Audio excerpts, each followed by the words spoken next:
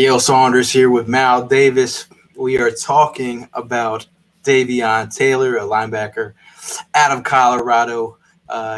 We drafted him in the third round, pick 103, who is now a Philadelphia Eagle. Yes, sir. Yes, sir. So this all started about a article that Mal did, breaking down Davion Taylor. A phenomenal job.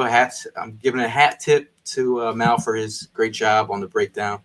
But Mal, his story is kind of crazy. It's like one of those ESPN, Absolutely.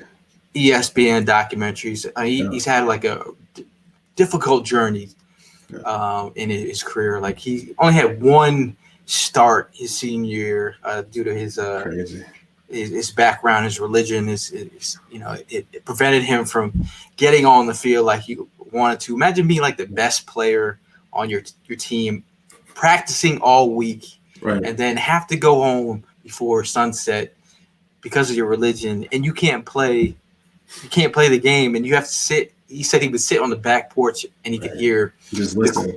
The crowd go nuts. He could tell if they did something great, and his friends would text him, give him updates.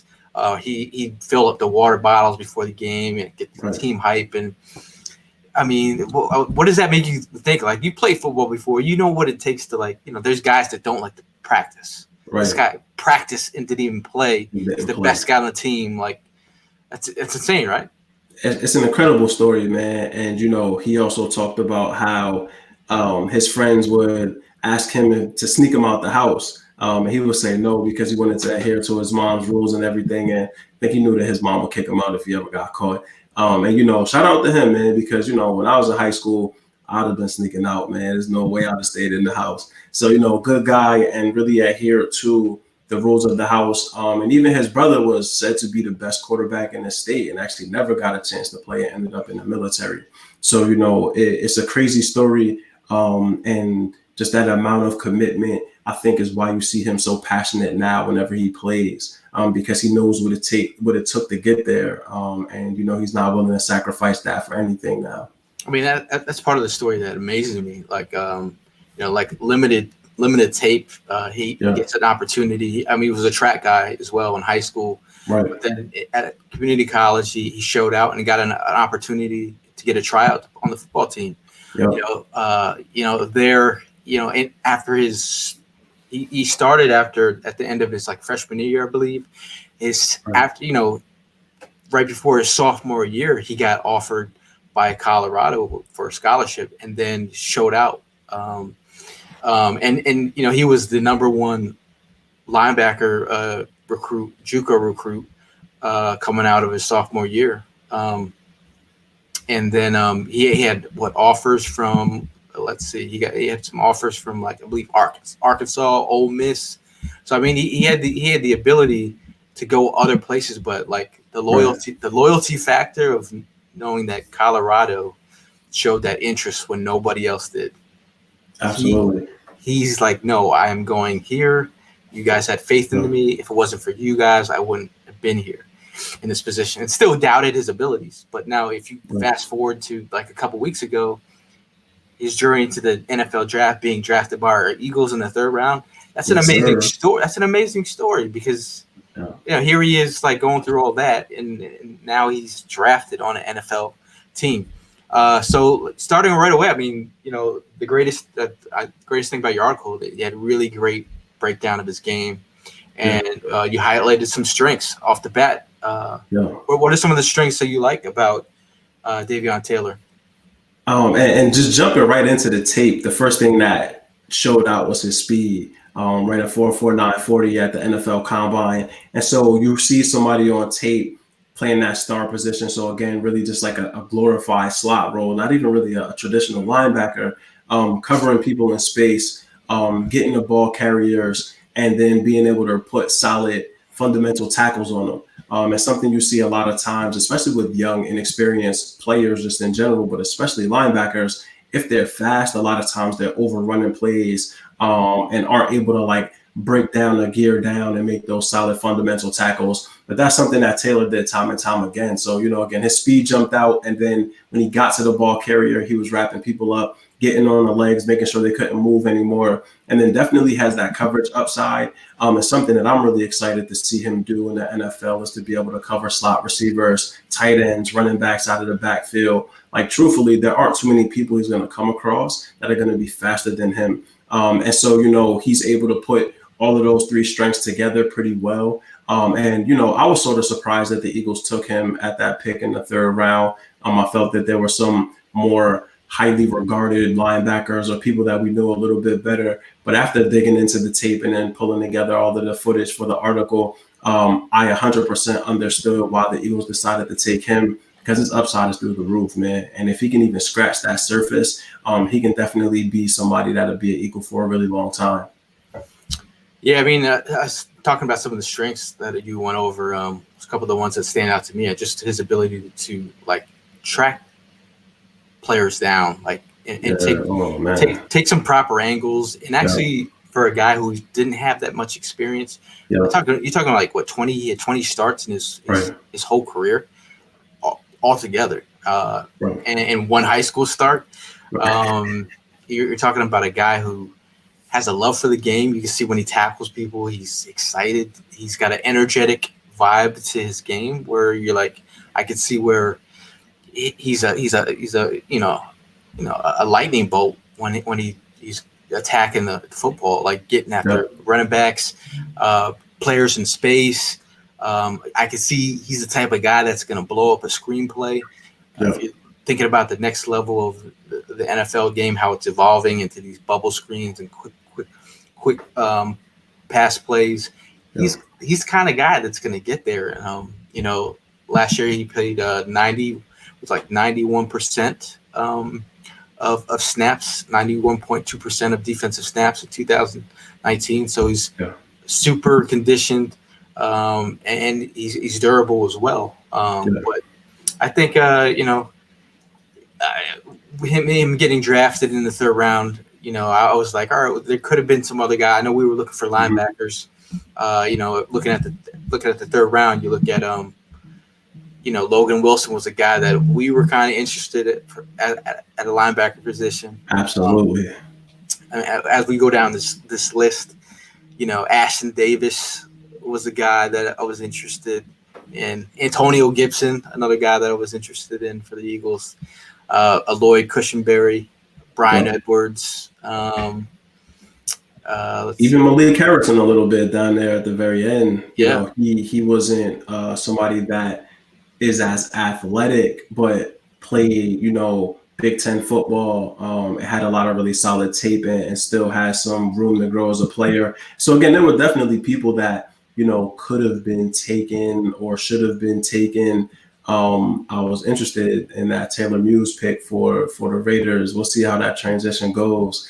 But again, I think that Davion Taylor is someone that, if he can put it all together, that he'll just blow the roof off of his draft positioning. And when we're looking 3-4 years down the road and comparing him to people that were taken in his general range, I think that he's an excellent value pick. He's somebody that definitely needs to be coached up, definitely needs to be put in the right situations and positions early on in his career. We were talking before we jumped on here about special teams. I look forward to watching him jack some people up on special teams. Yeah, he's gonna be blasting some folks in special teams, man. You could see him like track down some guys, but I think I think that's where he's gonna make his money. He was on special teams early on. Absolutely. Like if you take it at the guys in front of him, you got Duke Riley, who's also a speedy linebacker.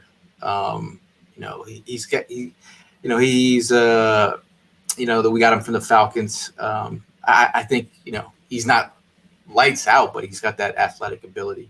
You look across the other side of the ball, you have Nate Gary, the homie, the White Snake, who's been like a solid player for the Eagles. Given where he was drafted, safety, linebacker, versatility.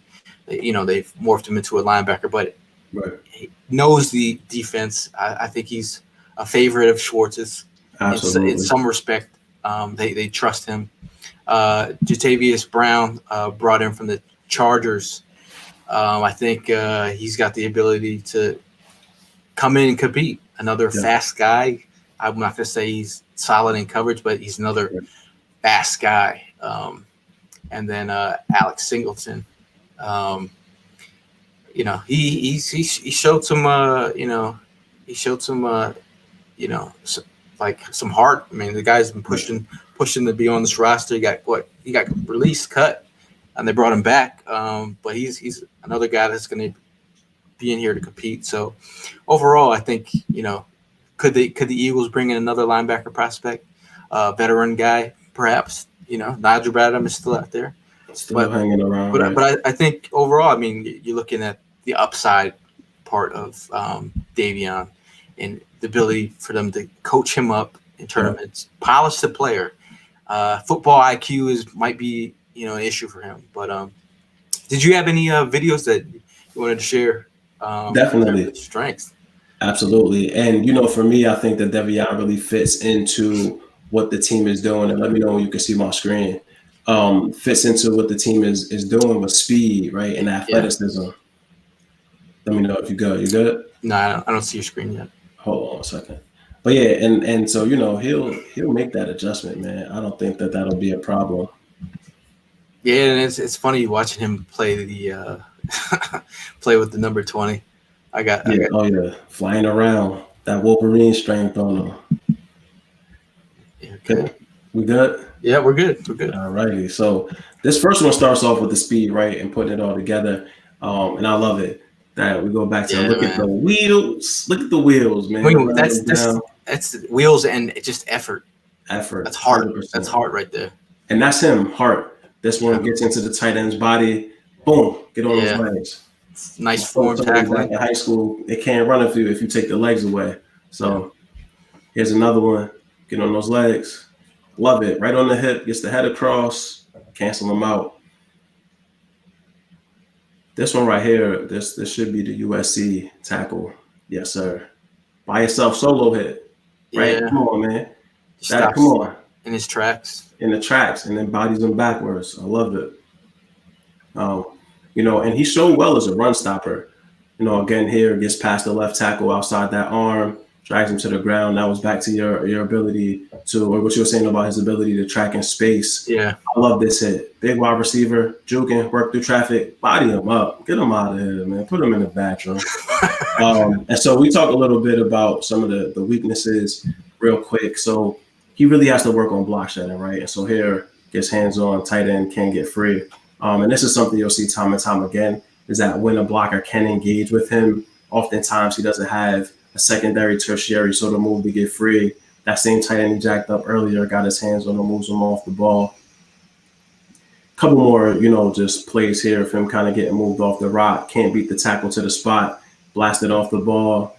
But these are all things that with tape, and as he develops his IQ and as he develops his abilities, he'll be able to do more.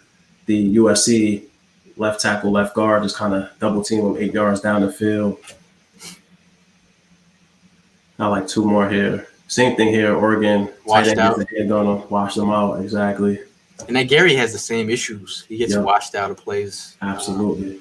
But the big thing for me with him, with Davion, is that he doesn't miss those tackles that Nate Gary misses. And then the last one here is really a chop block. And this isn't really on him. This is technique, though. You want to get those arms extended. Like the coach always told me, if you're on your stomach, you're on your back, you can't make a play. And so, those are places where he'll get coached up, he'll get more discipline, he'll get more reps, and ultimately be able to make more plays. And, just going over your strengths and weaknesses, just to compare them, I didn't tell you I was going to do this, but brought up the NFL.com strengths and weaknesses. Yeah. And you haven't read this list yet, but I'm going to see if it kind of sums up to what you've been saying. Yeah, let's see. Strengths, former trackman with rare long speed and closing bursts for linebacker. Explosive traits for rapid growth with additional experience. Able to range for opposite hash and get in on the play. Surprisingly loose hips for a former sprinter. Absolutely. Has the talent to make plays in front of him. Aggression inherent in his pursuit and engagement. Fearless to stick his nose in and make his mark as a striker. Wrap, lift, and run tackler. You see that. Leverage and power at the point of attack should come with more coaching. Athletic ability to match tight ends and man coverage. Out of those strengths, I'll leave it up for you. Which ones, I mean, are you agreeing of all of them, or any of them stand out to you? I agree with all of them, man. And I think that when you look at my article, you see I highlight quite a few of these things. And so, no, I never looked at this list. When I do my write-ups, I don't want to be influenced by anybody else. So I'm glad to see that this is falling in line with, some of the pros in the game are calling out. But his athleticism jumps out, right? And I think that everyone is surprised at how disciplined he is as a defender without all of those reps. And so we really think about it, okay, when he gets to the NFL, there's no more going to class. His class is the NFL, his class is football. And so the more opportunities he gets to break down tape, to really understand gap discipline, to really understand his keys as a linebacker, because he won't be playing slot corner anymore. He'll really be in the middle, playing in the box. I'm excited, man. When he gets with his linebacker coach, I feel like it goes only up from here. And he's already shown that he has the will and determination and work ethic to really make it happen. Yeah. Now, shout out to Lance Zierlein. These are his breakdowns at NFL.com. Yep. But here is his weaknesses. Hasn't played enough football yet. Yep. Substantial ground to make up with technique and fundamentals. Right. Slow key and diagnose. Lack of awareness turns him into a block magnet. Absolutely. Remedial hand usage prevents consistent stack and shed. Loses contained responsibilities. Move to the star position provided mixed results. Too many busted coverage assignments. Not very instinctive to squeeze the route from the zone. Again, this is from Zierlein's write up on NFL.com. Yep. Any of those stand out to you? Yeah, and so my three weaknesses that I really highlighted in the article were his inability to consistently stack and shed, so block shedding, his defensive IQ, and his lack of experience. And so a lot of those really jive with what I saw as well. And those are going to be his growth areas, right? Like the difference between Davion Taylor being an exceptional special teams player and then on the cusp of being a Pro Bowl style linebacker are going to be his ability to grow as a defender. Can he understand the game, and can he really get into an NFL locker room, latch himself onto more veteran players that, again, can teach him his keys, can teach him okay, when the guard is doing this, you do that. When the tackle's doing this, you do that. That pre-snap recognition, we talk about it a lot for quarterbacks, but when your linebacker is that quarterback of your defense, you need to understand that as well. And so, that's going to be the area that he has to grow. I really don't think that he'll have a lot of difficulty with it. He's a very intelligent young man. Had a pretty high GPA both in JUCO and also at Colorado. And so, he seems like a kid that's going to study the game and is hungry. And, hungry dogs run faster, baby. So, I believe in him for sure. Yeah, I mean, Mal, you did a phenomenal job breaking down this game. Appreciate it. But one thing we want to do is, close it out with the, little screen show for the both of us. Yes, sir. Mal doesn't know what I'm going to show him, but these are some of his highlights from Colorado. Nice. Let's see. Hold on one moment. Yeah, let's watch him jack a couple people up on the way out.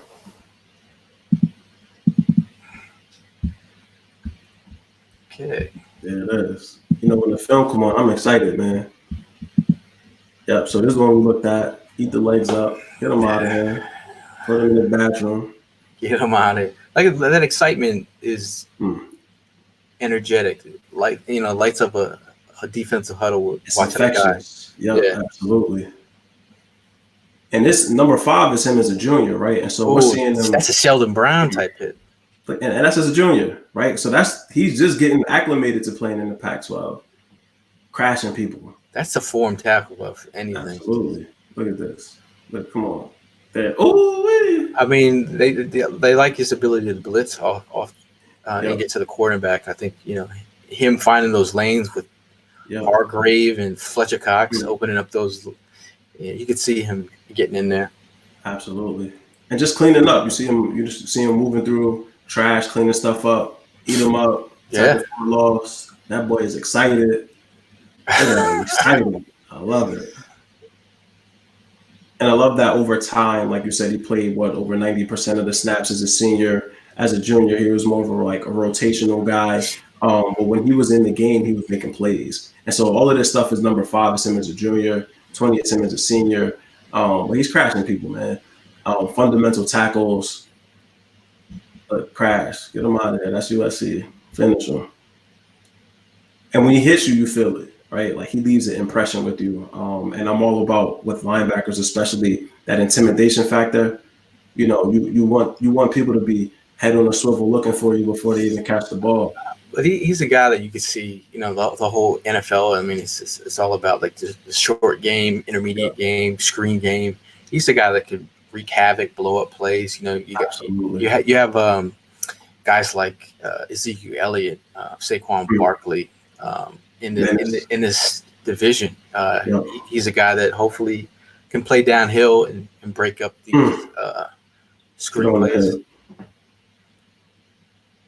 Running them down, yoke them by the neck. I love it. Look, throw them all around like a rag doll, man. Get them out of there. Yeah, throw them around. You like that, man? I love it. For linebackers, I love it. You know, because that's what you need. Look at that. Get that. Look at that. Wraps up the legs. Get that head across the body. It's fundamental stuff for a guy that's played 20 games. He started 20 games, man. 24 games in high school. 24 games played, man. Right. And so, you know, a growth area too, that as Erline mentioned, is going to be his ability to like diagnose in zone and man and be a little bit more consistent there.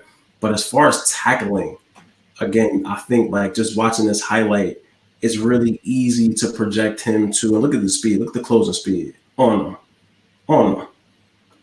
It's easy to project his ability to influence games as a special teamer. See, that's right there. Yes. Yes. Tell me that run. Tell me he won't remember that the next time he putting them hands up for a reception. He remembers. I wonder what made him choose 20. Did he say? I can't recall, but he looks good in that number. Yeah. It has me reminiscing. Kayvon's gonna want that number. Say allow it. Right. Yeah, when they were asking what number should Kayvon wear, I put 20. Some people had a little bit of hate on Twitter. It's okay. I know he can't get it, but he's from Clemson. You know, his Brian Dawkins' son was his teammate, roommate. Right. And he has a little bit of Dawkins to him, like his just versatility to do so many different things. You talking about Kayvon? Kayvon, yeah. Sounds like that's another video we have to do. Listen, man, I'm down. Kayvon's my boy. I love that. Actually put one out today. Shouts out to 4th and Jones. Put the video out for Kayvon Wallace today, so you can check that out too. But look at Davion, man. Tracking him down. Get him out. I mean, sideline to sideline, that's what comes to mind. The epitome of sideline to sideline. A lot of heart. Get him. Boom. Put him to bed. He didn't want to catch that for real. You know, closing space. Mm-hmm. Like he puts the he puts the R2 button. Oh yeah, he's sticking out here, and I think as a player, his teammates have had to be inspired about his game, where he came from, and just his ability to make it to the NFL after all he's been through. See that's I could see that him tracking down a lot of running backs. Absolutely, especially if you think about our defense and them teams not being able to run on us through up the middle. Right. How are they going to get outside with the guy? Yeah. Tracking players down like this. Obviously, I think his stack and shed. I think he's going to have to get better at that, and I think he's going to have to get better with his hands. I think he should take one of those jujitsu. Work with Gracie. What's his name? The MMA jiu-jitsu. Get those hands. Listen, Gracie family, if y'all listening, please holler at this man, because if he or even some wrestling, Greco-Roman going, as long as he can understand leverage and how to use his hands, how to disengage, because the stack and shed is what you don't see. But when you see him being able to get to a ball carrier unimpeded, it's a wrap. very few times does he miss, if ever.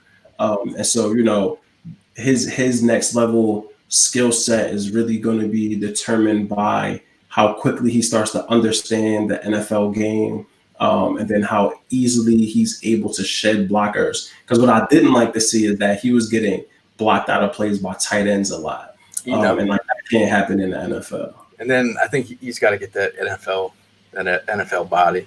He's got to get bigger and stronger and strength, absolutely. But I think from a raw, you know, athletic profile, I think that shows up on tape and shows up in these certain highlights here, not just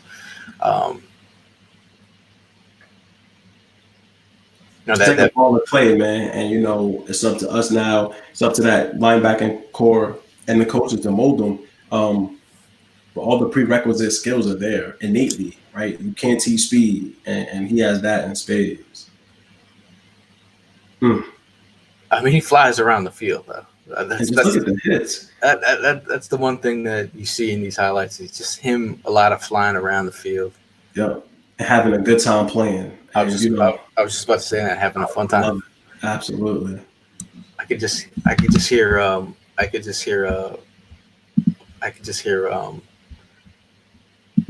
Brian Dawkins like, oh, that's my kind of party. That's my kind of party. But you know, I think, you know, that we did our best to you know, look at his game, and give the strengths and the weaknesses, and just see where he fits. But any last words for the fans out there? Really, just I would say be excited, but also temper that excitement a bit, because he is somebody that is going to have like a learning curve in the NFL, and will have to adjust just because he hasn't played a lot of football just in general. And when you get to the highest level of this sport, everybody is a supreme athlete in one regard or another. And so that athleticism isn't going to be as big of a difference maker in the NFL as it was on other levels. And so, you know, let's be patient with him. Let's celebrate his successes. And really, let's just enjoy the ride. This is a guy that I think, you know, again, has an immense amount of potential, and seems to have the work ethic and the intelligence and the integrity to really go and put forth effort every single day. And as long as he keeps the effort up, gets in that weight room, gets in those film study sessions with the linebacking group, and the defensive group as a whole, and really just attaches himself to the veterans and learns as much as he can. You know, I think, again, when we're looking 3-4 years down the road, and we're looking at comparing him to some of the linebackers that were taken like right before him and right after him, we'll really be pleased with the progression that he's made. And, you know, as the Eagles are still looking to develop their linebacking core, because some of the guys that we showed earlier, Duke Riley, some of these guys are like journeymen, right? Like they're not necessarily people that are in the NFL and like are, you know, known starters. These are guys still trying to carve out careers for themselves as well. So, you know, just be excited, and be patient. I think those two things really jump out for me as fans. Like let's definitely keep the excitement high. Let's also be patient. And when he's destroying people on special teams, let's cheer the man up.